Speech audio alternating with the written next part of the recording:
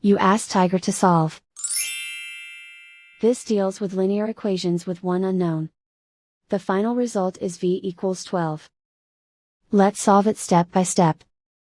Group all v terms on the left side of the equation. Subtract 2v from both sides. Group like terms. Simplify the arithmetic.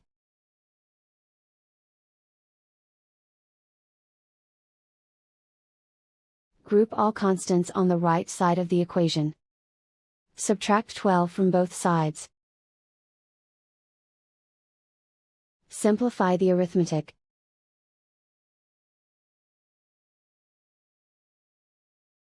Convert the v into a positive number. Multiply both sides by -1. Remove the ones. Simplify the arithmetic. And so the final result is v=12.